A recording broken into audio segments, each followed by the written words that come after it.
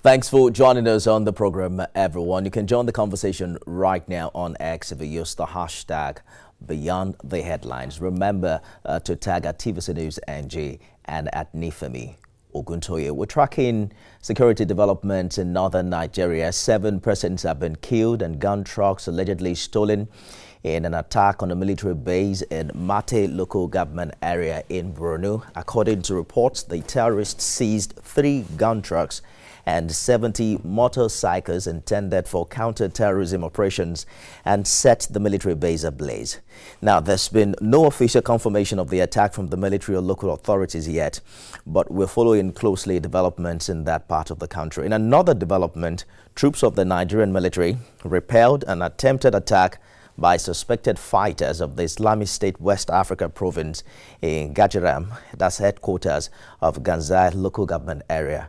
In Borno, an intelligence source, Zagazola Makama, told TVC News the insurgents launched the attack in the night but met stiff resistance from troops stationed in the area. According to the source, the terrorists were unable to gain access into Gajiram town as they were engaged in a gun duel with security forces. So just 72 hours after northern governors held an emergency security summit in Kaduna, and terrorists have struck again, this time attacking a military base in Borno. The big question remains, when will this bloodshed end? One of the key leaders at that meeting was the Nasarawa state governor, who also chairs the North Central Governors Forum, Governor Sule. He joins me live on the show this evening. Your Excellency, welcome to Beyond the Headlines. Thank you very much. Thank you for having me. So after that meeting with your colleague governors in the north, we've seen a couple of fatal attacks in Borno. What specific new strategies emerged from that meeting to end this cycle of violence? And why do you think previous measures failed? Well, there are so many factors in there. But first and foremost, let me use the opportunity to commend our security forces for all their efforts, because this is not an easy period, both for Mr. President, our NSA, security forces, and of course, every governor, especially of the northern part of the country, because of what is happening, and definitely also our traditional rulers. That was the essence of the meeting, and that's the reason why we had a meeting where it was just a single item meeting, where security was the only item discussed. So, talking about the situation that you mentioned, few hours after our meeting, there was actually a strike. Well, few hours before our meeting, there was a strike. But this is not to say Mr. President constantly is meeting with the security agencies, looking at the options, looking at one option after another. Now, what is new or what is different is the fact that we were able to hear from most of our traditional rulers. We were able to hear from a lot of communities. We are able to hear from so many other people, especially where these attacks are taking place. And so we had about 2 hours executive session first, just the governors. It was after that, then we went and met with the other traditional rulers and the rest of that. And during the meetings, we came to realize that the only option there is to see how the states can now come and support the various security agencies. Currently, we support them by the kinds of intelligence we give them, the communities that are able to show them what to do, and things like that. But we are not able to give them any support other than that. And that was the essence of pushing for this community policing, where we are saying that we need to have state police. Because Governor Sule, allow me to butt in shortly. We're going to get to the issue of state police, but I want to talk about the support you've mentioned, because I'm wondering precisely how you react to concerns from some quarters that poor funding of security outfits in the states by governors may have contributed significantly to the current security challenge in the country. I remember having the special advisor to the president on policy communication on this show last month. And I want to read to you specifically what he said. Mr. Daniel Bwala said, quote, "What we are finding very sadly is that there are some states where the governors give 20 million naira to SSS 20 million naira to the police, 20 million naira to the army as monthly allocation for fighting insecurity. And you hear the security vote is between 1 to 3 billion naira. Where are we going? End quote. How do you react to that as a state governor? Well, first and foremost, I don't know which state he's talking about. Secondly, with due respect, Mr. Buala had never been a governor, so I don't know where he's getting that kind of information from. For us in Nasarawa State, we're open book. Our entire security that we have, we had never seen even 300 million as security vote. Secondly, whatever we are given back to the security agencies, everything goes back to them, and they sign. That's the reason why in Nasarawa, I insist that whatever is given to security agencies, they sign what they are given. So, and we have the records for anybody who wants to see. So the idea of accusations and counter accusations are not what it is right now. I think there is a period where we come together rather than accusing others. Is it a responsibility of a state governor, with due respect, to give money to the police, to that? But we have to do that right now because we realize that the police, the military, actually require more support from the states. And that is the reason why that is happening. So the accusation of a billion naira, this is a dream for me. I never even heard about a billion. I never heard of 300 million naira, 400 million naira security vote. So when they mention those kind of numbers, sometimes I'm blown away. I don't know where they are coming from. So Your Excellency, you are saying that Nasarawa doesn't get up to 300 million security vote? Definitely not. Interesting.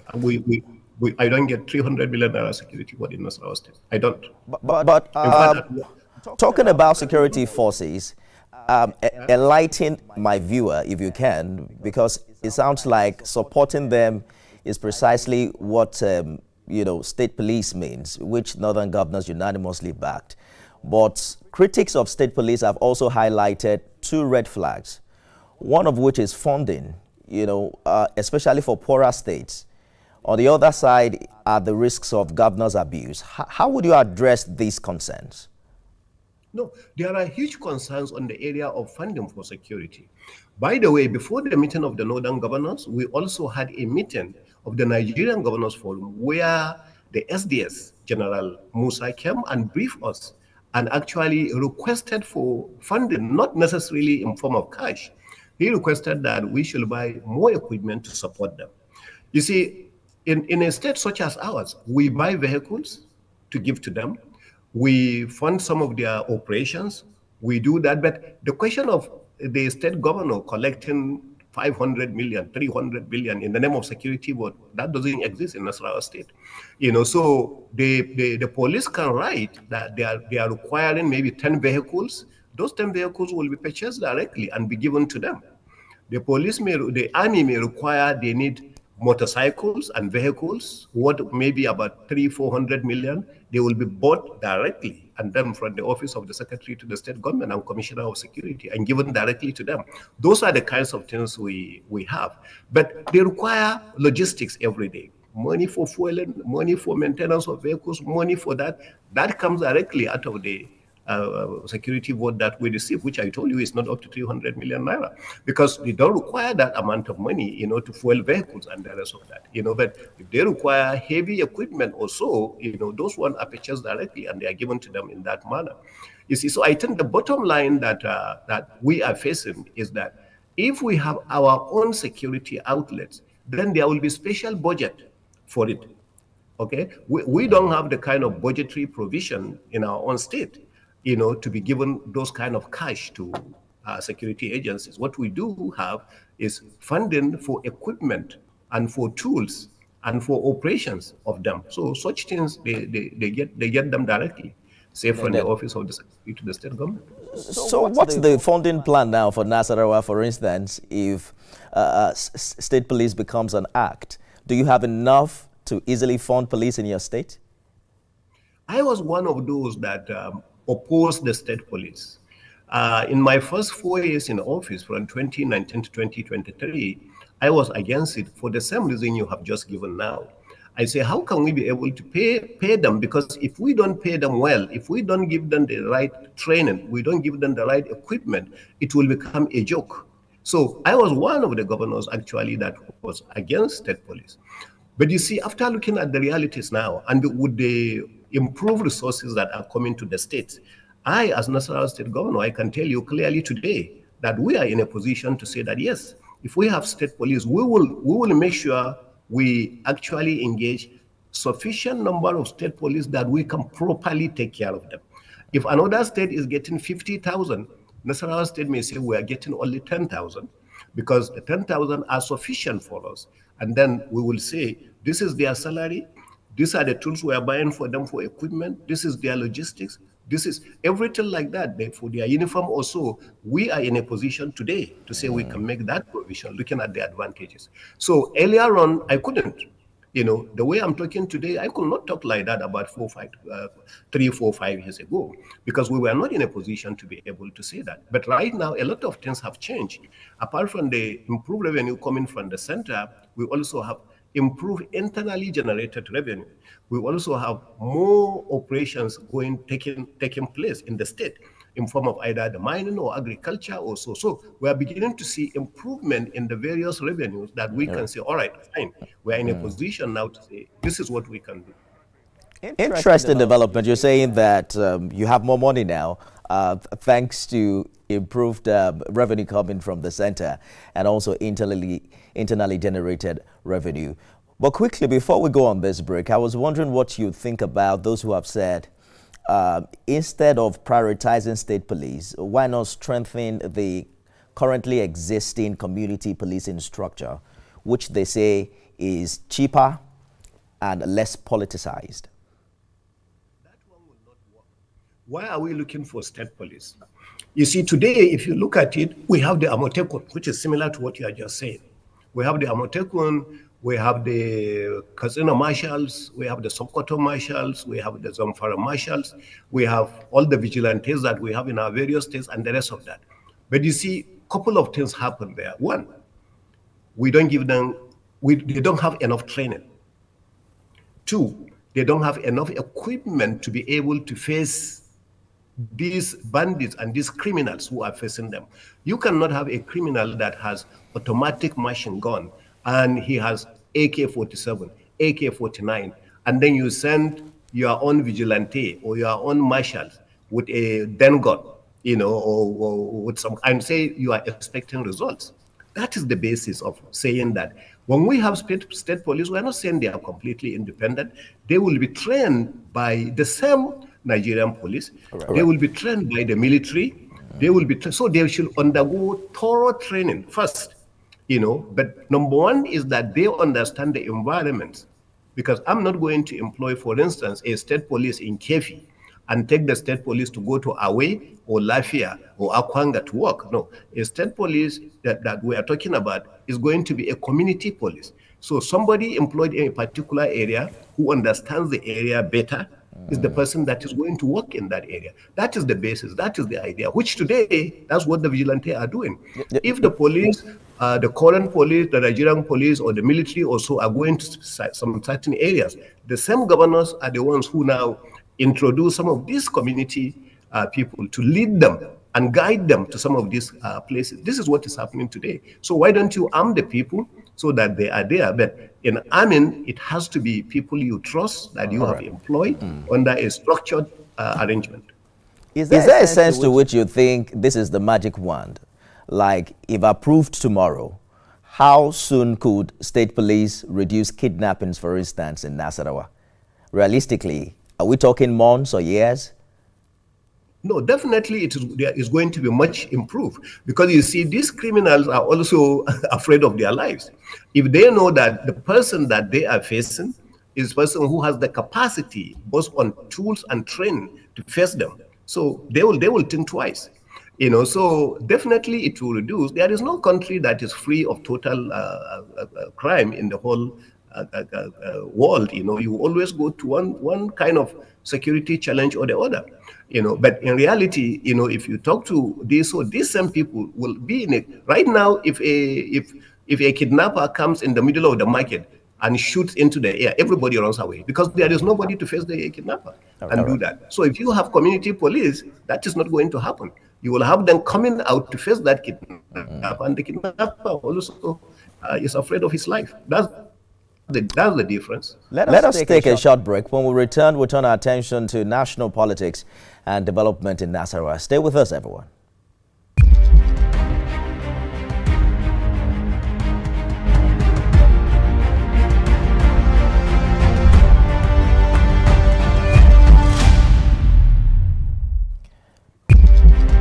Nasarawa State Governor Abdullahi Sule, Your Excellency, thank you for staying the course on the program.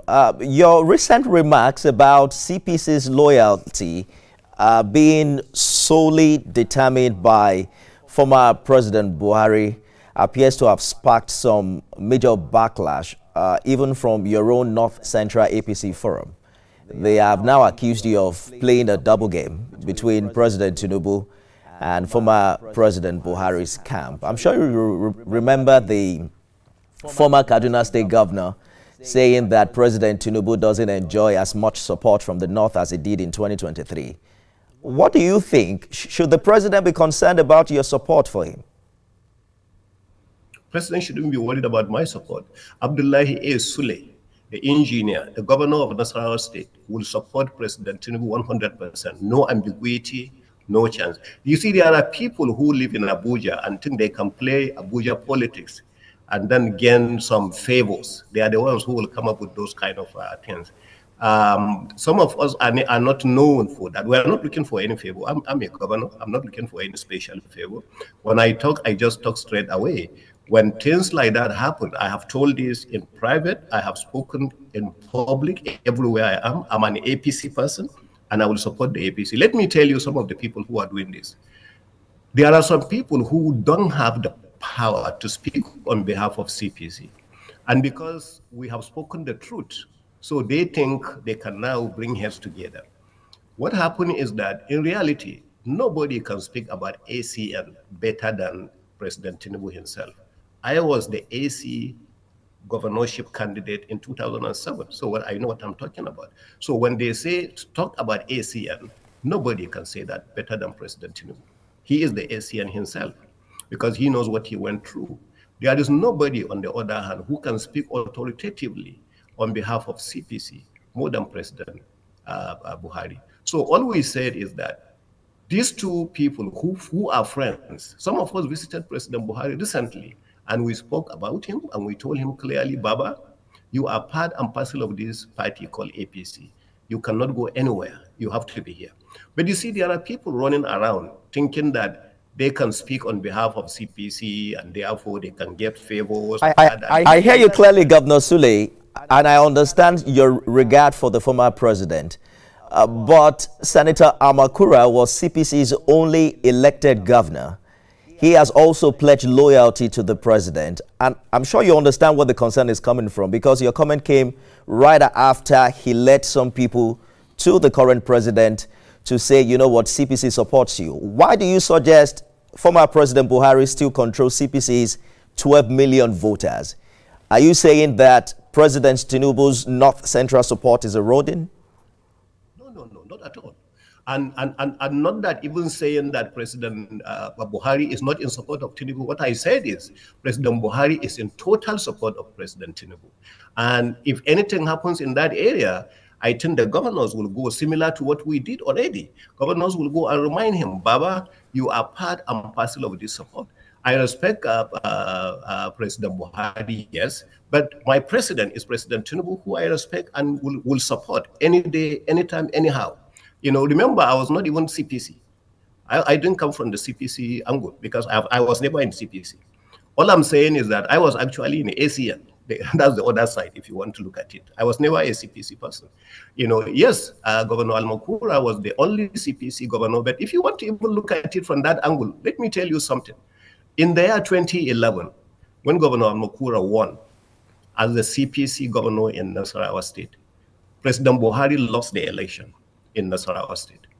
In the year 2015, when President Buhari was winning every election in everywhere, you know, in the country, President Buhari still lost in Nasarawa State under the same APC. So it is not about CPC and APC. All we are trying to do is to say that we have two leaders in this country. They control the two arms. And remember, my statement on that day was even saying, let me tell you something, sir. The issue is not about Nasarawa. The issue is not about A.A. Sule. The issue is the fact that you are the two leaders that can speak and bring us together. You can't afford to go separate ways. We, the governors of the APC from the northern region, we were the same people that told Mr. President Buhari at the time that, President, you have been there for 8 years, sir. You are from the north. It is time for the south. I still hold that angle. I still hold that President Tinubu must be allowed to finish his 4 years in order for him to have the 8 years of the South. Then it can go to anywhere it can be. But in reality, nobody from the North should start even thinking. As far as APC is concerned, I'm not talking for any other party, I'm talking for APC. As far as APC is concerned, nobody from this party should start thinking about anything else rather than supporting President Tinubu to finish his 4 years. So if mentioning that President Buhari is still the main undisputed leader of the CPC, if there is anything like that, then that is the crime. Don't take it anywhere. That's exactly what the people, because some people want to say, no, he's not. We are the one, because they are thinking probably there is some issue between Buhari and Tinubu, and there is not. So don't create something where there is not. Governor Sule, precisely what do you think former Governor El-Rufai meant when he said that President Tinubu doesn't have as much support in the north, that if the election held a few months ago, he wouldn't have garnered as much votes in the north as he did in 2023? Politicians can say whatever they want to say. I can assure you, President Tinubu has more support in the same Kaduna state where El-Rufai comes from today that he used to have when he was there. After all, President Tinubu got only 300 and something thousand votes when he was the governor. He lost Kaduna at that time. Okay? But today, if you look at southern Kaduna, me in Nasarawa, in fact, my local government, we have border with some of the local governments in Kaduna state. And I know what they say about today's president. I know what they say about President Tinubu. President Tinubu today has more support under Governor Ubasani in Kaduna than under Nasir El-Rufai. You can take it. We just came back from Kaduna now. I went by route. That's why sometimes I want to go by road to understand what is happening and stop by and talk to people. So politicians can say whatever they want to say. After all, you just told me now that one politician came to you who has never been a governor. He came and told you that governors are taking 1 billion, 2 billion as security. But I don't know which governors are that. All right. So that's the kind of thing you have. People will just say whatever they want to say. But in reality, President Tinubu has more support in Kaduna. I'm not even giving you Nasarawa now. In Kaduna state today, he has more support than in the year 2023 when he lost the election with 300 and something thousand votes, as against 500 and something thousand votes that went to a PDP. This is the reality today. We have just about 2 more minutes to go. Post May 29, we're counting down to May 29. You have about 2 years left for your tenure. I'm wondering what you consider your signature achievement for Nasarawa. For instance, your administration pledge to make the state the investment hub of the North Central. Would you say you've achieved that? How do you grade your performance on a scale of 1 to 10? We are inviting Mr. President to come in.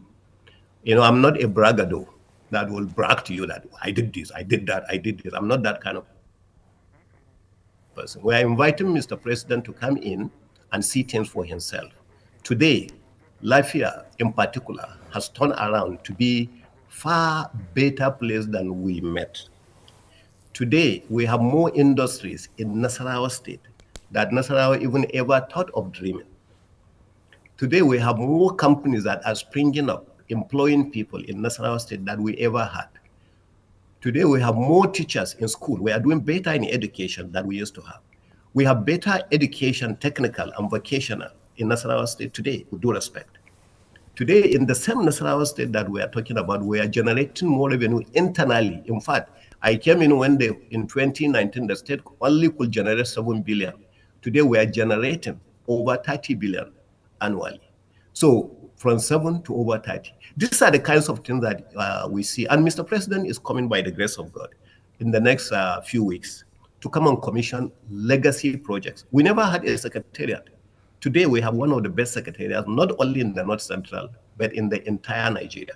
This is according to people who visit secretariats of various places. But you will see that on your own, by the time we did the commissioning by Mr. President in the next few days. So, but as I said, I'm not the one to sit here and tell you that I'm this, I'm that, I'm this, I'm that. But I'm telling you, Nasarawa State is 3 to 5 times better than what we have met Nasarawa in 2020. Your Excellency, next week we're extending the show to an hour as we count down to May 29.